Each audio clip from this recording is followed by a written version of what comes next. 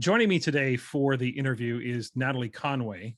Natalie is an online special educator and a mentor teacher for Frontier Charter Academy. That is a public statewide charter school in the state of Oregon. She is also an instructional coach for SYS Education. She's been teaching for 17 years and has worked both in traditional brick and mortar schools in Massachusetts and Oregon, as well as online schools, of course, in the state of Oregon. She's a workshop facilitator. She is also a mentor to individual teachers, and she uses an instructional coaching model to do so, to mentor those individual teachers. And Natalie is also a podcast host. She hosts the SYS Presents Adventures in Online Education, where she interviews leaders in the world of online education. And that is actually where I found Natalie. I found Natalie on Twitter and then discovered her podcast. And after the episode on assessment, I thought to myself, I should really try to have Natalie on the podcast to really dig into this online learning, remote learning, things we can learn about all of that entire world. So Natalie, I want to welcome you to the Tom Schimmer podcast.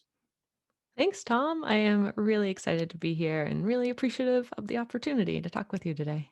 Yeah, it's great to have you here. And certainly as we talked a little bit before we started the interview, we talked about just how, so many of the disruptive moments for people over the last year has forced them to consider online options. And I think both Yes. acutely, we're talking about how do I pivot to remote learning, but we're also talking about districts maybe looking down the road to say, we need to be ready for this in a more viable way. So I want to start with this question. Yeah.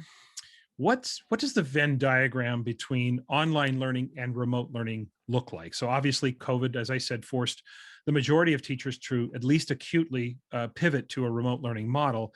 So where is the contrast and where is the overlap between online learning and remote learning? Yeah, that's a great question because they really are not the same. And even to sort of zoom out a step further from Sure. that, brick and mortar teaching is not the same as remote or online teaching. They, in my mind, are two totally different jobs. Mhm. And I hope that we come to a point in public education where we're treating them as two different jobs. But to your question, remote versus online, I think of the difference as remote being a temporary solution and a temporary existence, and online learning being more permanent. So if you think of like UDL or ADA compliance for a sort of physical manifestation of this, remote learning is like the plywood put together ramp that you see on the side of the building that was put on Okay. after the cement stairs, and online learning is the cement ramp that's right there that Right. leads you up to the front entrance and was always meant to be there. So I really think, you know, that's kind of the main difference. Where they're the same is that they both can harness awesome technology and tools right now Mhm. to provide equitable education for a whole bunch of kids across your district or across your state. And as long as teachers are supported, so having the training they need and having access to the tools they need, and as long as students and families are supported, they both can be really successful. Can we go back to your stepping back and saying the difference between brick and mortar and remote learning, never mind online learning? I mean, there's Mhm. obviously the obvious differences are, one is remote, one is face to face. But Right. what are some of when you say the differences in treating them differently, what are some of the nuanced differences that you see between, the idea of being in a face Yeah. to face brick and mortar school versus a remote learning situation? Well, there is just that whole idea of a child sitting at a computer, right? Mhm. If they're an online student, then that's where they're getting their instruction is on a digital device of some Mhm. kind. And we cannot ask them to sit at that screen for hours on end a day. You know, we ask students in a brick and mortar school to sit or be in their physical classrooms from 8 to 3 or whatever it Right. might be. And you can't do that with a computer. And so Mm. they really are two different kinds of education, and not that one is better than the other. They are simply different and they Mhm. offer different benefits and drawbacks. And so when you're moving to remote or to an online setting for education, you need to just consider that and keep in mind what your goal is and what you're going to be using your time for, because it Mhm. completely changes how you're going to approach curriculum, how you're going to approach live class time. And we just I feel like it's just something that's so drastically different that we need to treat it as such and just acknowledge that and be okay with it. And that's, I think, a hard part. It's we value seat time a lot, Mhm. and we need to start thinking about more what students are doing and why they're doing it, and does how long it takes them to do that really Mm, matter? Maybe, right. maybe not. Is that something that you noticed last spring? So obviously, as an online educator, as you watched the education world pivot to remote learning acutely, or some schools are still remote right now. As you watch that almost as a Yeah. third party, because you are already working online, is Yeah. that something that you noticed? And if so, what else did you notice about some of the things that schools did that maybe in retrospect we should have rethought? That the idea, for example, of a student being on Zoom for 6 hours in a day trying to replicate that class schedule, is that expectation something that you noticed that you kind of cringed at and thought, oh no, that's not really? And if so, what else did you notice about how the models unfolded last spring and into this school year? Yeah. I mean, first off, I just want to say I give all the school districts a ton of credit Oh because yeah. it was just who expected it, right? And who was Hmm. prepared, and how do you pull this all together on a public school budget when the year is practically over? Right. Insanity. So I Hmm. give Oh everyone yeah, yeah, a ton of credit for yeah. whatever they did and however they tried to do it. Hmm. The thing I noticed was the seat time first, and it's because I have friends who are in brick and mortar schools and teaching, and who pivoted to remote learning, and they were just super stressed out and didn't know what to do, and were Hmm. had these expectations that they were basically going to take their brick and mortar schedule and replicate it online. And I was like, oh, that's not how you do it though. Hmm. Hmm. That's not going to work. And and it was hard because no one knew. The laws, the Right. rules are just different, Right. and it wasn't clear. So that was one of the first things I noticed, and it was through conversations with my honestly just my friends who were experiencing it. And Right. the other part is just expectations for behavior and how kids will be online, how they'll exist online, even something like Zoom, oh, well, the kid never has his camera on and now I don't know if he's there. It's like, Hmm. okay, well, what else are you doing to make sure he's engaged or she's there and with you? Right. A lot of things came up for me, I guess, just around equity and creativity for how we are working with students and with families, Hmm. because the expectations, just like I said, they have to be different because now you're Right. in their homes, and Hmm. that's a privilege and not something that we get when we're a brick and mortar teacher. And so taking that Right. into consideration, and kids were in teachers' homes too, and Right. so Right. we knew it was a little bit of madness. Yeah, that's right. So teachers, or students, I should say, seeing behind the curtain. Wow, you have a home. You know how students act when they see you at the grocery store, Yes, or they see you in those situations. And Natalie, your point is so well taken. absolutely. Um, you know, what happened last spring was an impossible situation for schools, and you have Right. to just give it up to teachers and school districts that tried to um, make sure kids had access to technology, that they had bandwidth, that they had the Yeah. ability to engage in the learning. I think so many school districts went way above and beyond. Well, it's not above and beyond. They did what was necessary to make sure that Mhm. kids were engaged. So, it wasn't my intention to imply that we Oh, yeah, cringe at what no. they did, but it's important to just as an observer. I'm just interested in your perspective now. Yeah. So many people, when they think about online education, and maybe even students, or I should say teachers inside the education system, maybe those outside the education system, when they think about online or remote learning, they think about packets, they think about facts, they think about recall, they think about just sort of churning through material to get credit for completing their packet of information. But you say that online Yeah. education allows for teachers to move curriculum beyond the right wrong answers and to require students to think critically and to work more at the top of the taxonomy at learning. So how does that happen, Yeah. and how do we convince the masses that online instruction is not less than you would receive in a brick and mortar school? Yeah, I get that kind of a lot, Mhm. actually. I bet Once you people do. realize your schedule is different, yeah, I am not teaching Monday through Friday, 6 hours a day. And Yeah. they're like, wait, what are you doing then? And, my kids aren't sitting at the computer that amount of time. Once you get past that, it's like, all right, well, then what exactly is happening? And so when you move to online education, you can't have your answers be Googleable anymore. If kids are Googling your questions and finding answers, then you're asking the wrong question, right? There's something deeper that you can do there. And I think that's the huge opportunity of online education, is that we assume that, a kid who's old enough to know how to Google an answer will do so. And then what will they do with what they find?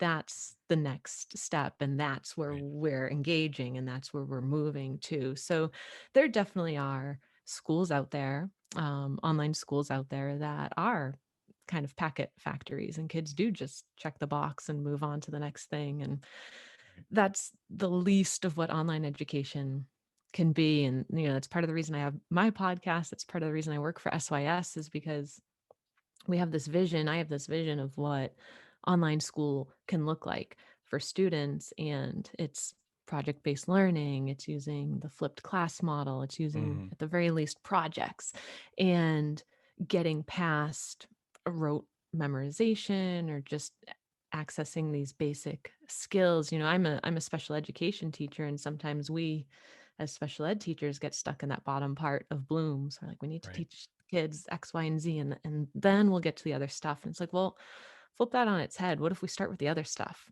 Mhm. and we scaffold, and we give kids those other skills they need, for sure, but we engage more with the analyzing, the synthesizing, the Right. coming up with opinions and ideas.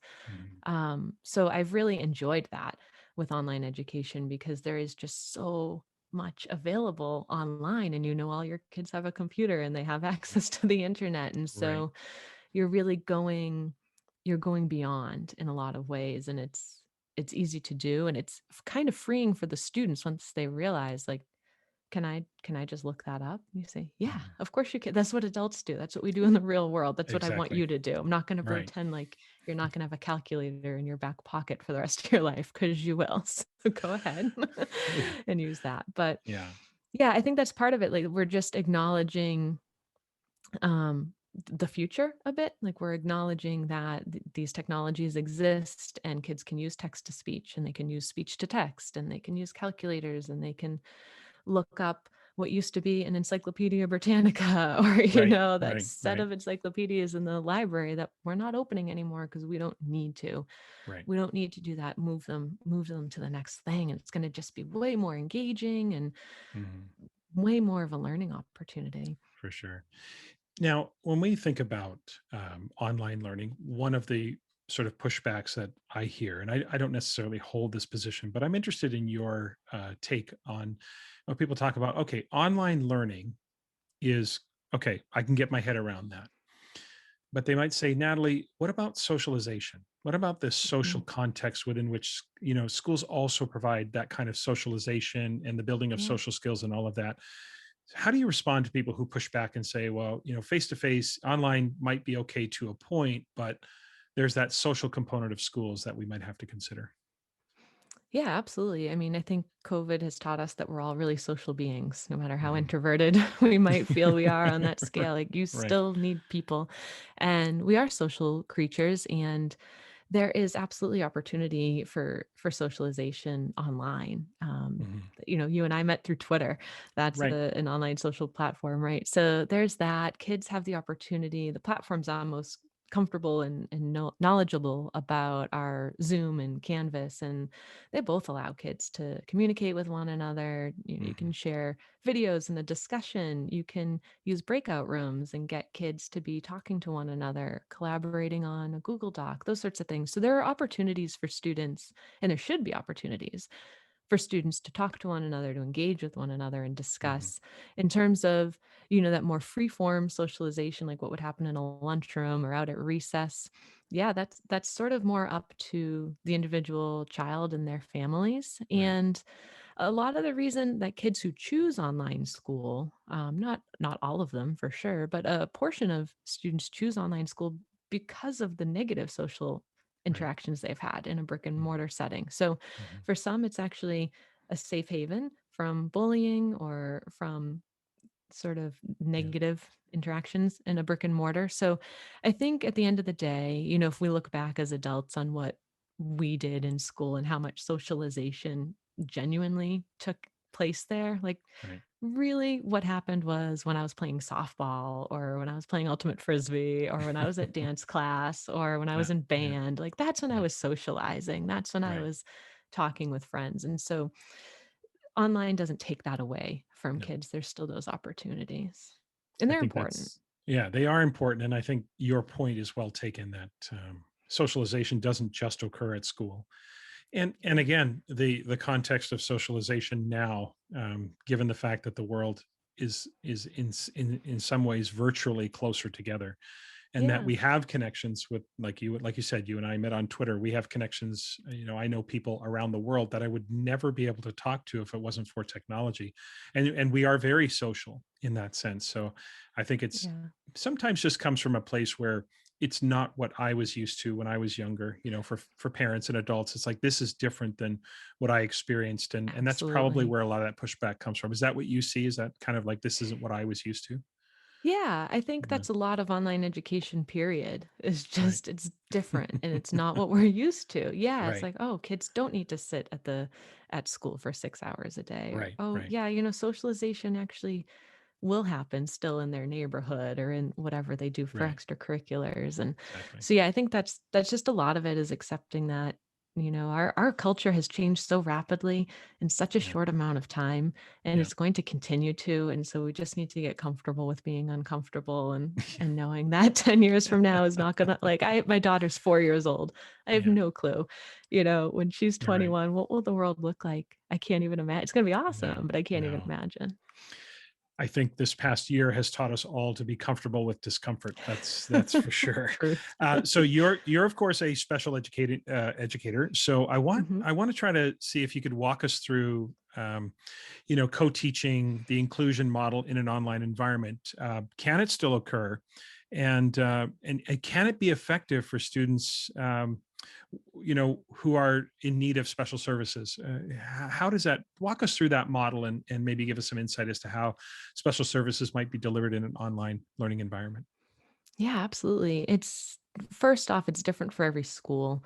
A charter school versus a straight up public school, they're going to Hmm. offer different things, or a small school versus a larger school. They're going to be able to offer different programs and supports.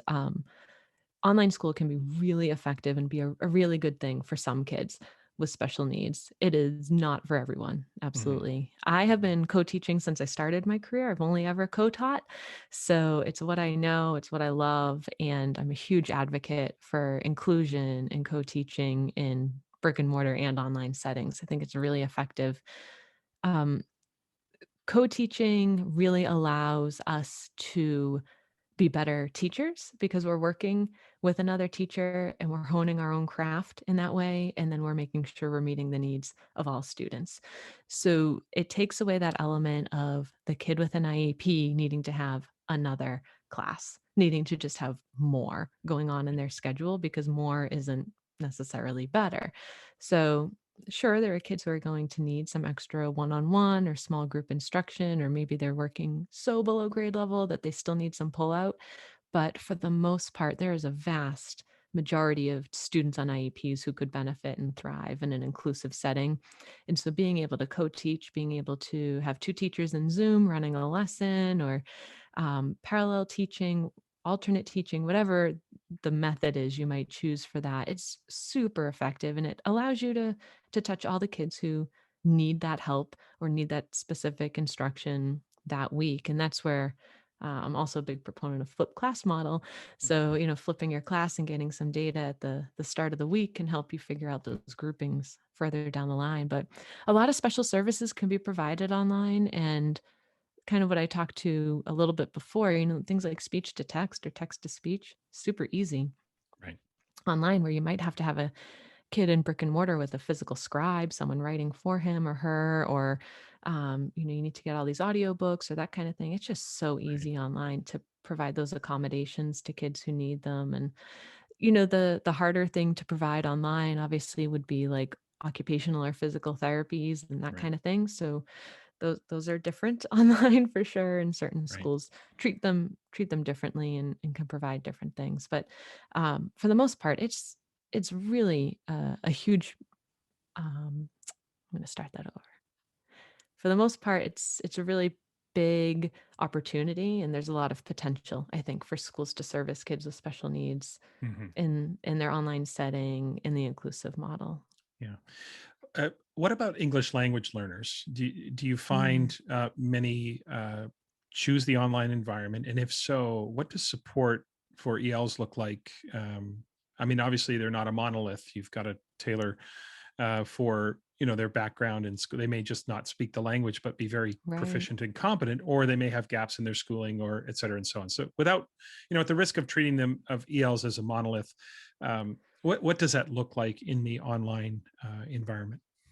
Really similar to what it looks like in brick and mortar. Okay. Honestly, you're going Yeah. to shelter your instruction and you're going to scaffold and you're going to provide visuals and you're going to do the same kinds of things that, we've been doing in brick and mortar. You can do online and digitally Mhm. really well and somewhat even more and more easily. Even something like closed captioned, is coming in or live closed captioning. Like Zoom Right. has just added that as a feature. And so being able to have language be incorporated throughout the curriculum and be more tangible for students, Mhm. all of that is just the same best practices or sound practices that you would use in a brick and mortar for teaching, that those pedagogy kind of things apply online as well. Yeah. One last question about sort of the model. Do you, Yeah. from your perspective, and I think we can always, it's always in the implementation, it's always in the execution, it can go either way, but what role, small, medium, or large, do you think online learning might play in terms of equity, in terms of inclusion, Mm. and both from the perspective of racial equity, but also in the perspective of maybe socioeconomic equity, how equity in general. What role do you see going forward that online education could play in bringing that more to fruition? Absolutely. I think there is a really awesome potential there. I think Okay. there really is. If we can continue to let go of what used to be and how we think it needs to be Hmm. in terms of education. So, if kids can come to my Zoom class with their cameras off, because I don't need to see their house, if they can come to class with cameras off and be engaged, and I can know that they're engaged in other ways than actually seeing their face, Right. that's going to be a really good thing for me and for them. Um, if I can be creating curriculum that is tailored to their needs and tailored to them as individuals and get to know them as individuals, awesome. Then I'm working for equity right then and there.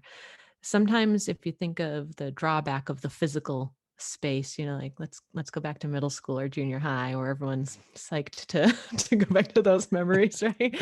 Like that was hard. It was hard to be you as a Yeah. preteen or an adolescent, right? And be really just vulnerable and get to know a teacher. That's really challenging. Whereas online, we can give our kids snippets of ourselves to kind of hold on to and relate to, and Right. then they can give that to us as well. And there's so many students who have gotten to know through digital means.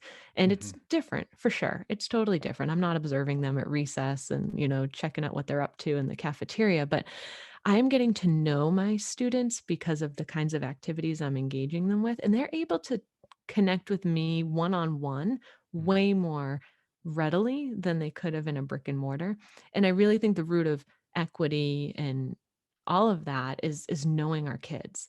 So just knowing who they are, where they're coming from, what it is they like or they need, understanding their culture and what they're bringing to the table, their background.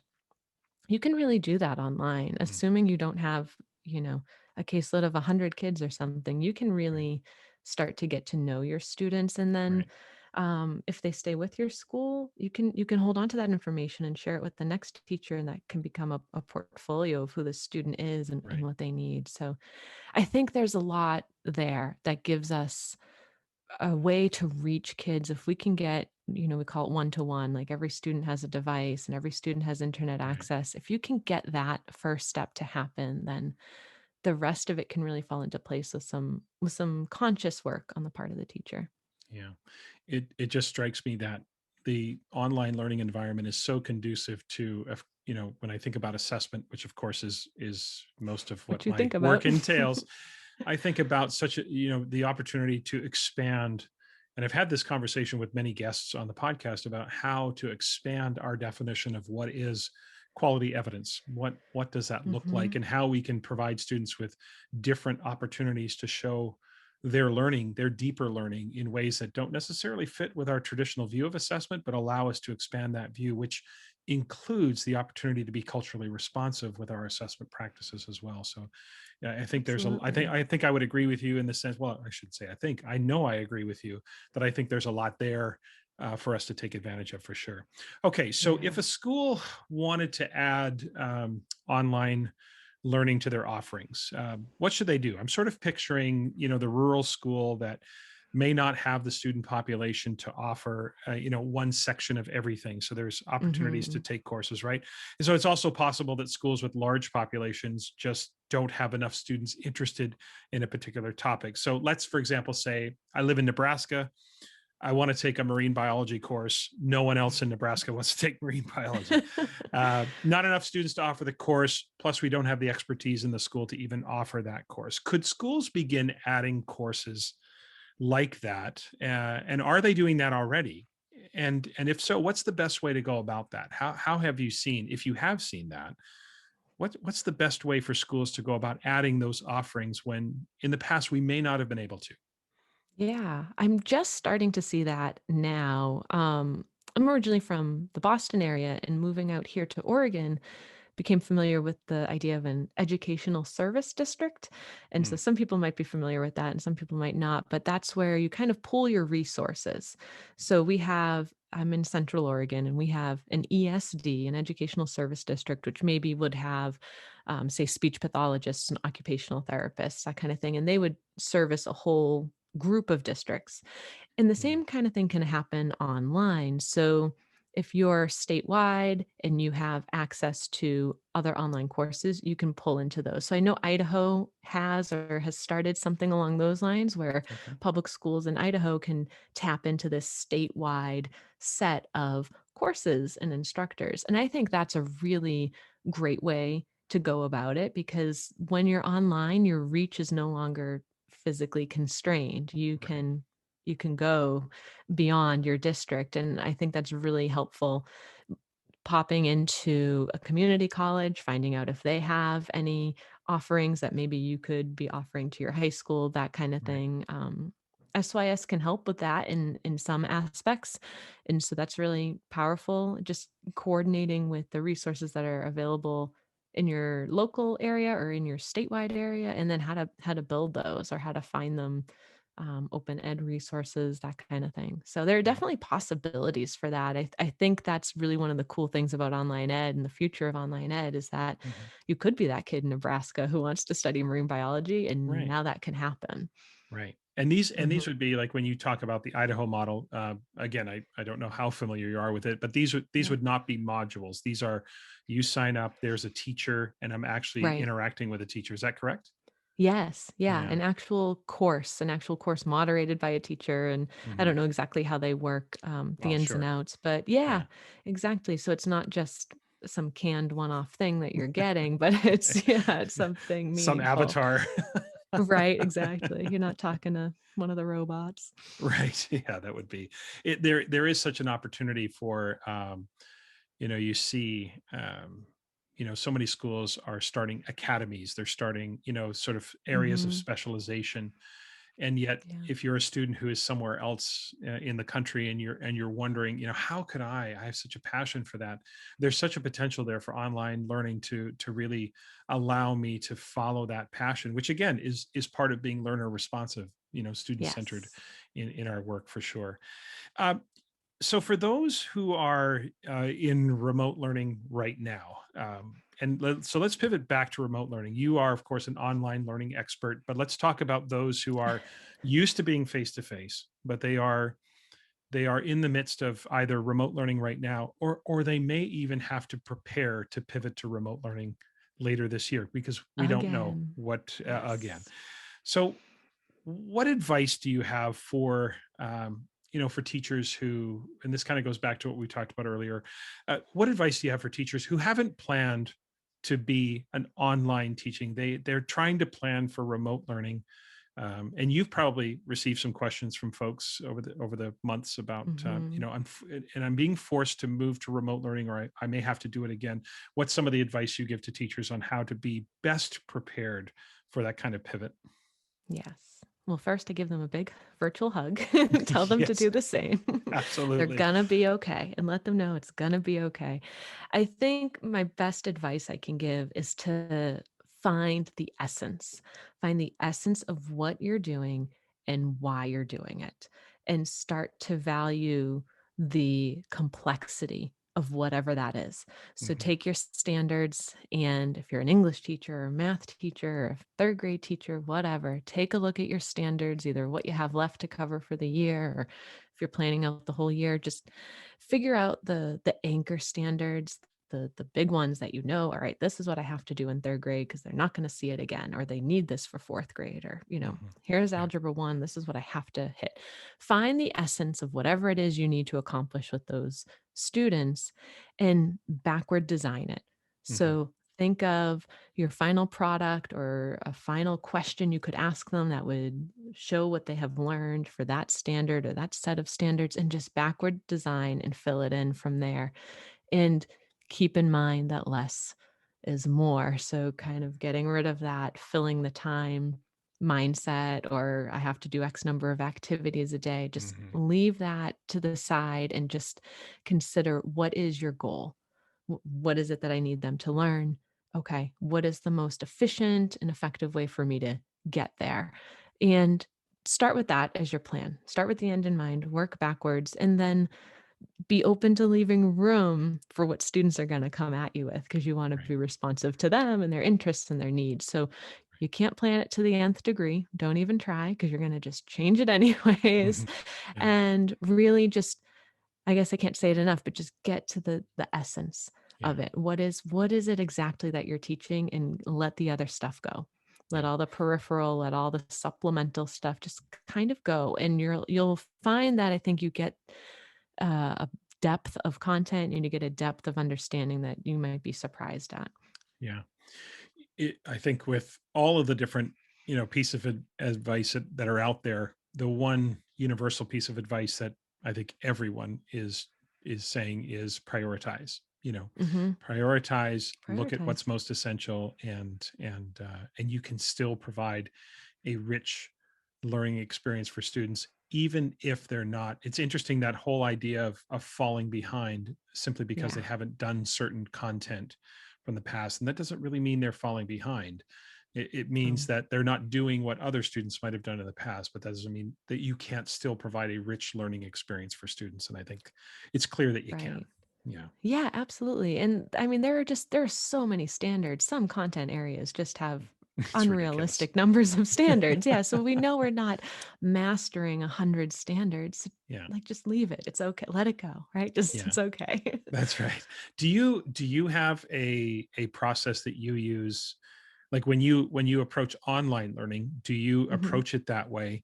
If from the start the whole context is an online learning environment, do you Mhm. start by prioritizing learning that way? Is that something you do with your students? Absolutely. Yeah. Yeah. Yeah, absolutely. I Right. take a look at the standards, and then I talk with the teacher who's teaching below me and above me, and we Hmm. make sure that we've made it so that it's a nice linear progression, and that we're Right. not, leaving any gaps there. But absolutely, you have to prioritize it, Yeah. and do what is reasonable, and do what Right. is what you can in a year. Right. Isn't that, I've said for years, one of the policies that should override all of our policies is the policy of reasonableness. Are you being Yes. reasonable with students? Is your ask of them reasonable? And that whole notion Yeah. of reasonableness can be, placed upon almost any circumstance, and just say, is that a reasonable number of standards that you think you can Yeah. move address? Is there an ideal online model? So how do schools Mm. decide, if a district wanted to add uh, an online component, and or at least, most districts have that. So a district wants to Yeah. enhance their model. What's what's the best way to go about that? Is there an ideal model? And if so, what is it? And Mm, if not, then how would a district go about deciding what their model should look like? yeah. I wish I could tell you there's an ideal model. Yeah, sure. Here it is. And I can just follow this and everything will be fine. Right. No, there is no ideal model because you're working with people. And Hmm. so there's always going to be a diversity of people, a diversity of needs, and you just have to be responsive to that. So, one of the things we do at SYS is figure out what your assets are, figure out what your needs are, Hmm. and then go from there to build in. I think the biggest piece of advice I can give to school districts or schools considering an online option is to just know your vision and know your mission. What is it you want to provide? Why are you providing that? And go from there. So some schools maybe just want to do a K-5 model. And we just want to have K-5 online and this is what we're going to do. Other schools want to, have a robust high school with a bajillion options, and that's two Yeah. different missions, two different visions of what the school is and why it's there. So I think you really have to start with that. What is your mission and vision? Why are you doing this? Why are you building this? What do you hope to serve? How do you hope to serve students in this way, and who is it for? Hmm. Start there, and that will help determine what you're going to do next. I think there are definitely technology tools that are great and that work really well. And like I said, I'm a big fan of Zoom and Canvas. I think they're really adaptable and easy to use, and they work well. Um, but there is no one right way to go about it. You have to take Hmm. into consideration the tools you have, the assets you have in terms of personnel and technology already, and then what your opportunity for growth is Yeah. realistically. What Yeah. can we do, and what are we going to do? But just starting with the mission and vision, I think so often we forget about that, or it's just a thing Right. that's kind of written on a piece of paper and doesn't mean anything to us. But like, if you really hone in on that, if you have a really well written mission, if you have a Yeah. really well written vision, that's going to drive what you do and how you do it. Yeah. That's a whole different problem if your mission and vision is just on a placard or a piece of paper and you've completely forgot Really about it. is. It's Yeah. interesting because, and I'd be interested in your take on this because that's the kind of advice I've given to teachers when they've talked about what technology should I use, like what new technology should I use, Yes. and my advice to them is always, what do you want to do? Hmm. And then find the technology that'll help you do that. Don't just say, I want to try this platform or that platform. It may not be Yeah. suitable. Is that the right advice that I'm giving them, Natalie? Yes. Am I on point with that? In my expert opinion, yes. Perfect. I just need your Absolutely. I approval. really yeah, stamped. Yeah, it's what are you doing and why are you doing it? I mean, Yeah. why is like the question of my life. I think it's something I ask as a special ed teacher, as someone who's Hmm. trying to get to the root of behaviors with kids or adults. Right. And why? Why are we doing this? So look at your beliefs. What do you need? What is it that you're prioritizing? Okay, let's find the right tool for that. So, it's sort of like we Yeah. wouldn't just say, I want to wake up today and I'm going to use a ruler. I'm going to figure out a way to use this ruler. It's like, well, no, Right. you're going to say, I need to measure something today. All right, what am I Right. going to use to Right. measure? So Yeah. it's that kind of thing. Do you have any favorite, now to contradict myself, do you have any favorite programs that you're really drawn to for certain activities? Or, for example, if you're doing Yeah, online group work, or if you were doing, for sure. whatever. So what are some of your favorites, maybe that listeners can just sort of tap into to explore and say, yeah, these are Yeah. really helpful? Absolutely. The thing of the moment a little bit. Yeah, because Right. the Right. technology is constantly changing and getting better, Constantly. which is pretty fun and maybe a little frustrating. So Right. I always say, like, just pick something and stick with it at Hmm. least for some amount of time because it's going to be okay and use it to its full degree. But I really like Pear Deck right now. I've Okay. been using Pear Deck even with kindergartners. So it makes your slides interactive. Kids can move a little dot or star around and show you what they're pointing at. They can draw on the Hmm. slide or Hmm. type. That's been really fun for them and allows for just increased interaction online. And that's been Hmm. that's been awesome. Sketch Toy is another one that I've used a ton. That's a great way for kids to show their math thinking. Pair Sketch Toy with something like Screencastify, which is going to record their screen and possibly even their face if they want it to, and you can see them doing their own Khan Academy type video for you, which Wow. is Okay. which is awesome. Yeah, and Google Yeah. Google Yeah. for apps for education are just they're fantastic. Fantastic. Yeah. Docs and Yeah. slides, yeah, those are you can use them for anything. I mean, group work, differentiating assignments. I love using slides to differentiate.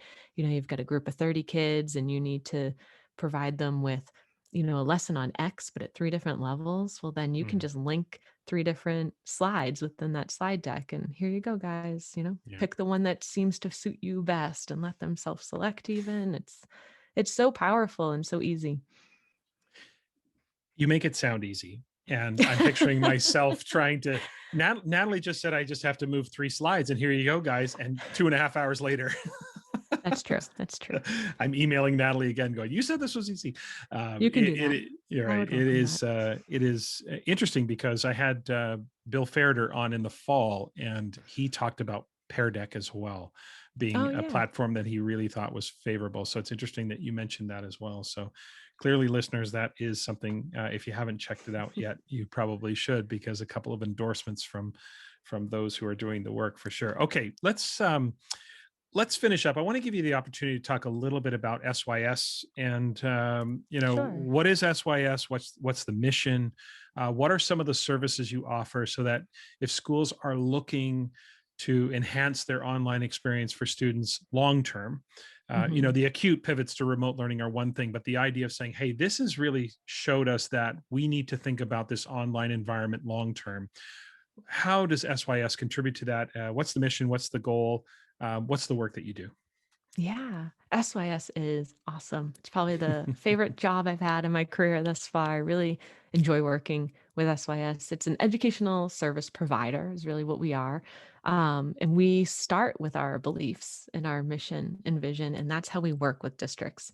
So we take what we believe about education, that all students can learn, that all students can learn in an inclusive setting, and that technology is a vehicle that will get them there, and then we work to help districts realize that for their own students. And so we do a lot of things around universal design for learning and flipped class model and supporting teachers with instructional coaching, all of that. And our mission really is to educate students. And so even though through SYS my role isn't a teacher, we're sort of adjacent to that. We're the support underneath, holding you up as Mhm. you need and guiding you. So it's a different role within education, but it's still that same mission of educating kids. The really neat thing about SYS that I've experienced as an employee there is that our tech team is also like just knee deep in education. So they understand exactly what teachers are doing and what they're trying to accomplish. And then they're the tech expert to figure out, okay, this is the tool. This is the right tool that's going to Right. help you do that. Stop using this tool, try using this one instead, that kind of thing. Right. They're very, very understanding of what educators are really trying to accomplish and making sure that they have the tools to do that. So SOS does a ton. We do device management, we do marketing, enrollment, we develop our own software. And so we're kind of a little bit of everything that you Mhm. you might Yeah. need to Yeah. kickstart your program. Like if a school were interested in hiring us to help manage, it's not like we're going to rope you into a curriculum or a product or anything like that. We really look at your, like I said before, your assets and your needs, and then we want to engage with you and be collaborative and figure out how to Right. make it work for your situation, because every place is so unique. Right.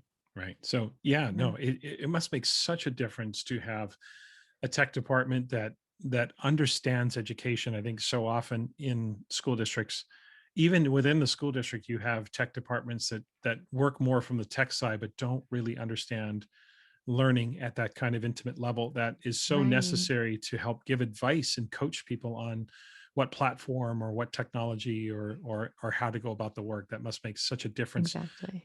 for your work, but also for the school districts that are looking to you to say, what should we do, and looking for advice that is sound. So that must make a huge difference for them. It's really awesome. Yeah, we have a Hmm. series of instructional coaches and then tech Hmm. agents. And so I'm one of the instructional coaches, and we just work hand in hand with them all the Hmm. time. And it's fantastic because we learn from one another too. So they're Right. making us stronger with our technology as well, which, ask me 10 years ago, I would have been like, no, Right. not strong Right. there. Now I feel really good. So Yeah. Yeah. Well, you made it sound so easy, right? No, you just move slides around. No problem. you just move a Uh, few slides around, link a no couple big deal. things, and No you're big good. deal. No big deal. Go have your You breakfast. practice and you messed it up a couple times. Then it's For no big sure. deal. Natalie, this has been fascinating. I really am. This is for me, obviously, a foreign world. The online world is not something I've ever worked in or been directly responsible for facilitating at a school district level. So I've been just really interested, and I'm so glad we had a chance to connect today. We're going to finish the interview with a segment I call 3 questions. We're going to have a little fun here toward the end of the interview. And I'm going to ask you 3 lighthearted questions so listeners can get to know Natalie a little bit. Nothing too intrusive, but to get to know you a little bit on a personal level. And then we've got one final question as well. And the questions are a little silly. They're a little fun. And you I'm can all take for them. it. You can take them wherever you want to. All right. So here's the first question, Natalie. What is your favorite smell?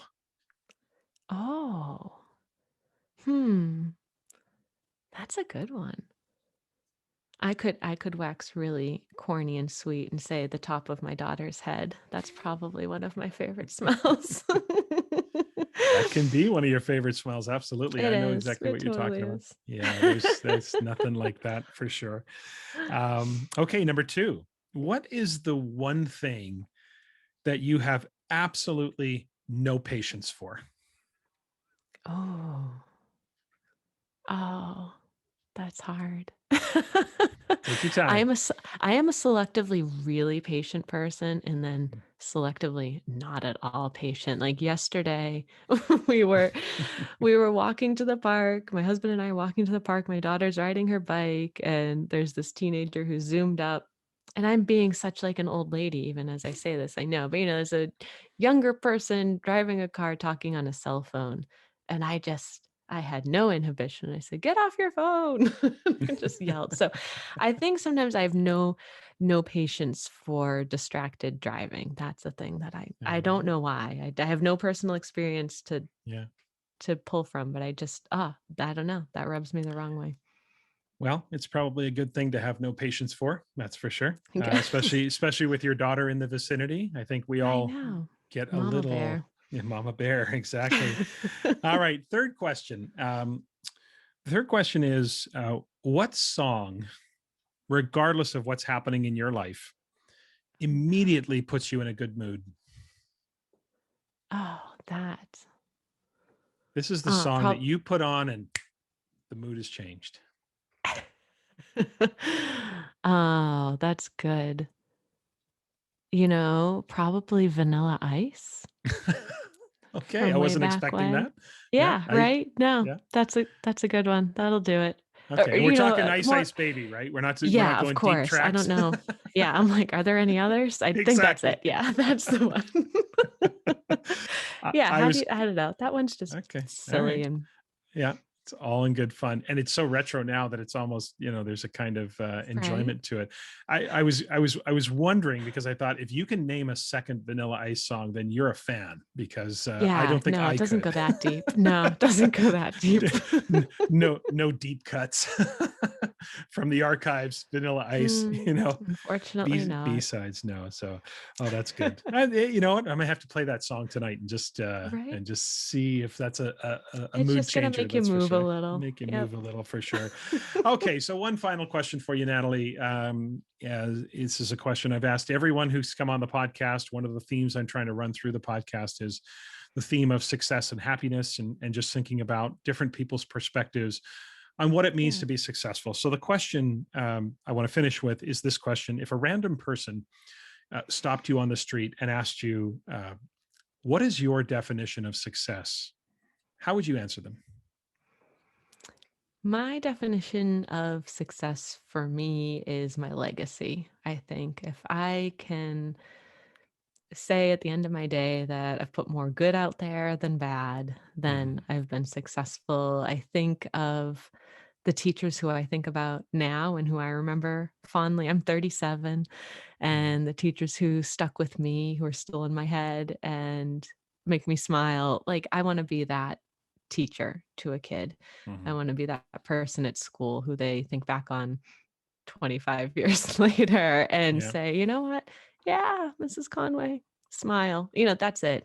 That's all I need for success, is to know that I've had an impact on kids, that I've had an impact on education, and that more of that impact has been positive than Yeah. negative. Yeah. Well, Yeah. I think that that would be, if we all left a positive legacy on our students and in the world, I think we would all be successful. That's for sure. Yeah, I hope so. Natalie, I really appreciate you taking the time to be here today. Listeners would really encourage you to follow Natalie on Twitter. Her Twitter handle is at AOE Natalie. That's capital AOE Natalie. The Adventures in Online Education podcast, that also has a separate Twitter handle. I'd also encourage you to follow that Yes. so you can get updated on different episodes. That's at SYS Presents. That's the Twitter handle for the podcast. And you can subscribe and listen to the podcast on Apple Podcasts, Spotify, and Stitcher. Would also encourage you to check out the SYS website. I was on there prior to the interview, of course, and checking out some of the information and services available, and really, really good Awesome. information on there. So that's Thank at you. www.syseducation.org. So check out Natalie on Twitter, check out the podcast on Twitter, as well as on those different podcast platforms and the SYS website. Natalie, thanks so much for joining me today. Absolutely. Thank you for having me, Tom. It's been fun.